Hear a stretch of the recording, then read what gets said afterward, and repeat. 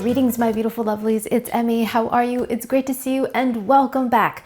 Today I'm going to be making a cake that requires no baking. It is an icebox cake, a no-bake cake, and it looks really delicious and really easy to make. It's something you can make the night before, let it sit overnight, and then take it to your party, your Festivus, have it for your picnic. Super, super simple, super easy. Love the idea of an icebox cake. So the method for this no-bake icebox cake is really simple. We're going to be taking cookies, in this case graham crackers, and we're going to be sandwiching them between layers of pudding. And then we're going to place it in the refrigerator. And what happens is the moisture from the pudding enters the cookie, softens it up, giving it a cake-like texture. Technically not real cake in the sense that we're not baking any kind of cake, we're not creating any kind of sponge, but it softens up and is supposed to taste just like cake. And I have made an icebox cake in the past. You should definitely check out the video. I'll put it down below. I've made a couple versions. One of them is called Carlotta di Limon, and it uses Maria biscuits along with a really luscious pudding mixture that is made from condensed milk and limes. It has a really nice key lime flavor. Another one I made uses biscuits from South America. I'll put a link down below. That had a little bit of chocolate in it. Absolutely delicious as well. But today's version of an icebox cake, we're going to be using ingredients that you can find at your supermarket, super accessible and easy. It is a no-bake Éclair cake. If you don't know what an Éclair is, it's a little pastry that is filled with a vanilla pudding or custard and then topped with a lovely sheen of chocolate on top. And this no-bake cake has similar components as well. It has the vanilla pudding and some chocolate on top. Sounds delectable, but will it taste good? We're gonna find out. Alrighty, let's go ahead and get started. Like always, I'll put links down below to the recipes that inspired today's recipe.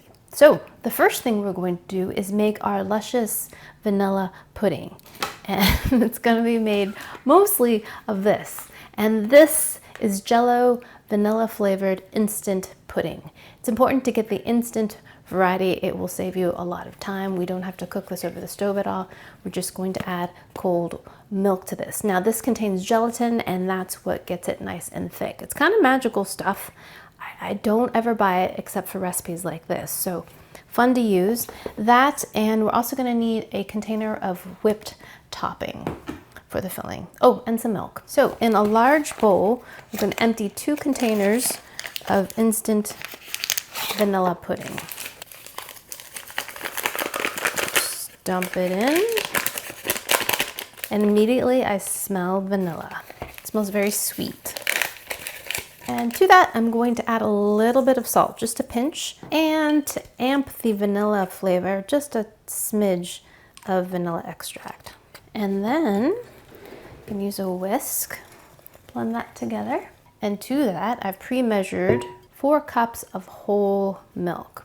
It needs to be cold for this to start gelling up. And it's kind of amazing. I believe there's some food coloring in there as well. Look at that yellow color.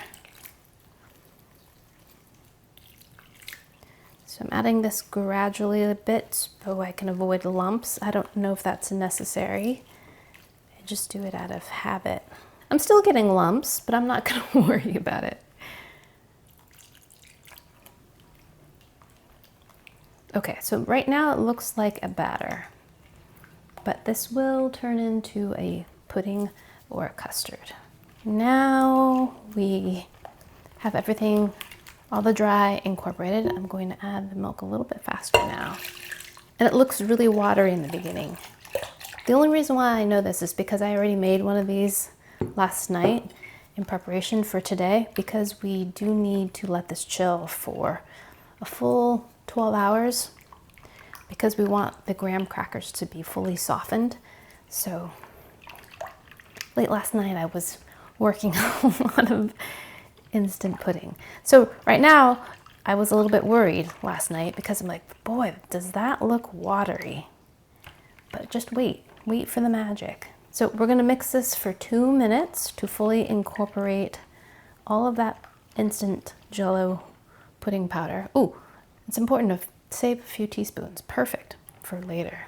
But look, gorgeous, thick, lovely pudding. So the original recipe calls for making this in a 9x13 baking pan, which is a rectangle. I'm opting for a 9x9 because I want a taller cake. So you can do whatever you want. If you do it on a larger scale, you're going to have fewer layers and it's going to be a little bit thinner. So 9x9 pan, and we're going to take our graham crackers and lay an even layer. And this is the format that I found that worked best. So 3 whole ones across. These ones are broken in half and then half lengthwise. Pretty nice fit. Now we can attend to our mixture, and as it sits, it thickens up even more. Look at that. Now, for this, we're going to add 1 container of whipped topping. This is 8 ounces. So you can purchase this in the freezer section of the grocery store, and you need to let it thaw in your refrigerator for a couple hours so that it's nice and fluffy like this. You don't want to use it in its frozen state. It won't incorporate nicely. So I'm going to add a little bit in the beginning just to loosen things up, and then fold in the rest. This will make it nice and light. If there's a few streaks, it will be fine. And the rest of it. I imagine you could use freshly whipped cream, but I think the essence of this recipe is really making this as easy and as simple as possible, and really embracing processed food. That's what this is about. So there we go. Beautifully buttery, yellowy color. So set that aside. So we're going to have 8 layers, 4 layers of graham crackers and 4 layers of our custardy pudding. So we're going to divide the batter into fourths. Now, if you're using a larger pan, you would just do this in 2 sets. Do whatever you like. Here we go. So this is about 2.5 ladles of the custard. And I'm using a great big spatula to smooth everything out. This is great because it has a large surface area that's flat, so it makes quick work of things. Look at that. Then graham crackers. 3 full ones across. If I had a dog, that would be for the dog, but I don't have a dog. And then 3 lengthwise. Another ladleful of the custard. For my ladle size, it's about 2.5. And then schmear. Oh, that's so satisfying, so fluffy. Then more graham crackers. Get the idea, right?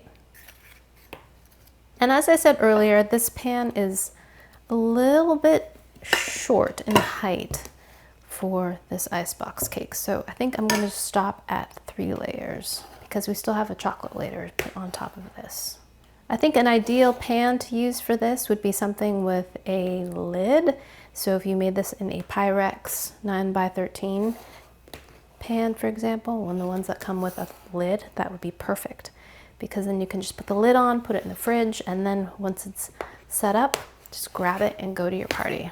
So I'm going to stop right there. And now we're going to make the chocolate topping to fully make this an Éclair cake.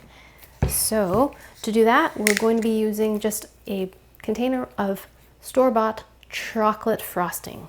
Plain old, simply boring.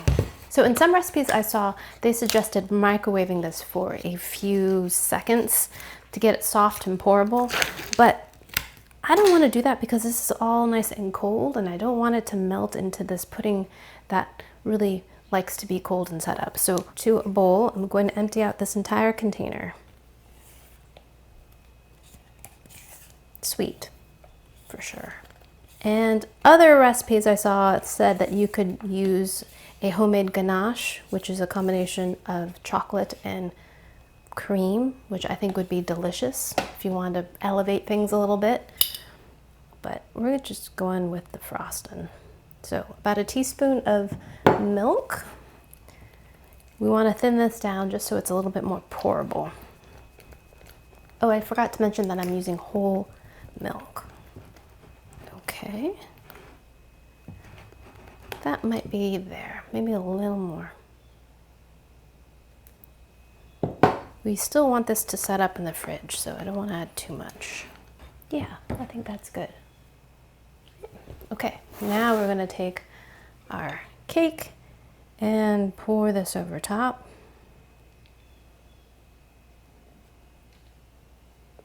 For a nice thick chocolate layer.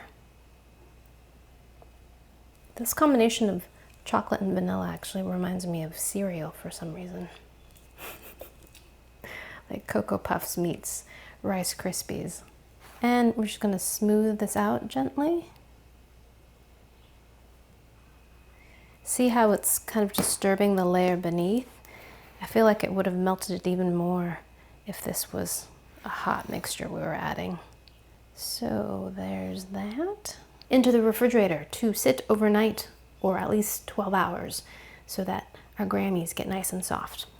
Alrighty, my lovelies, I will return with our finished icebox cake. Alrighty, lovelies, I'm back with the Éclair cake, all chilled and ready to taste. Because I didn't have a designated lid for this pan, I used some foil, and in the corners I used a little bit of skewer right here and here and here, so that the foil would not touch the top of the cake, so that it would be nice and shiny.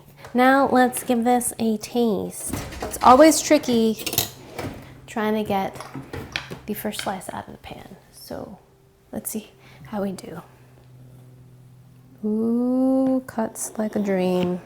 The top is a bit soft, so maybe just using the frosting melted is a good idea. I don't know. I was hoping to get a nice slice, but it feels more like a kind of pudding almost in consistency. Let's see. This might be a scoopy thing.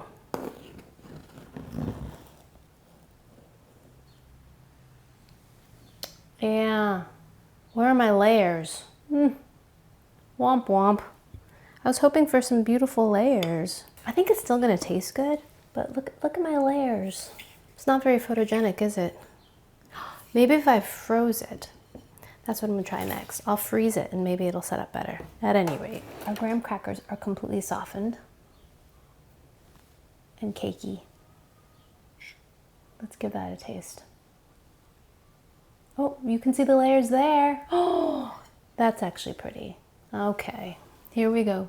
My first taste of no-bake Éclair cake. Itadakimasu.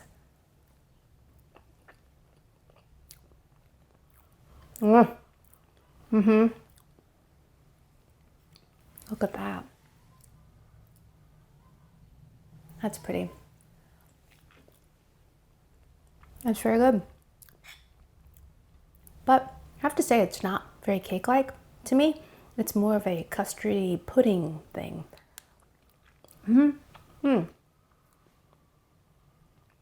Like when you have a key lime pie, the filling of a key lime pie, like that. Pudding, rich, custardy. I think the graham cracker aspect is also making me think that too. See that? That's beautiful, actually. Let's take this little slump out of there.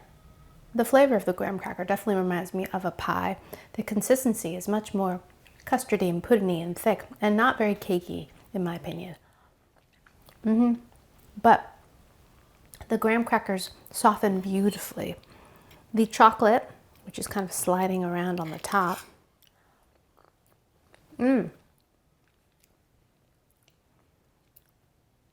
has that great flavor of a glazed chocolate donut. You know what I mean? Cocoa-y and very sweet, not really dark chocolatey, just kind of chocolate frosting. That's what it is, of course, and goes perfectly with the custard, and is very reminiscent of an Éclair in that sense.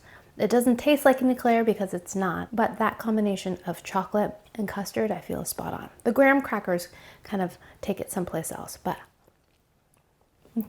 it's also reminiscent of a mousse because it is puddingy, but it's lighter and airier and fluffier.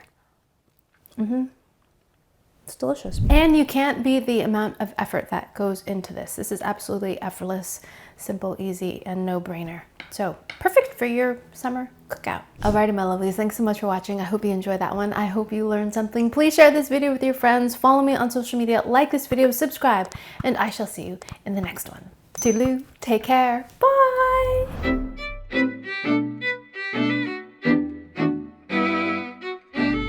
Oh my gosh, this is weighty. I'm going to take this over to the neighbors and say, hey, would you like 8 pounds of dessert?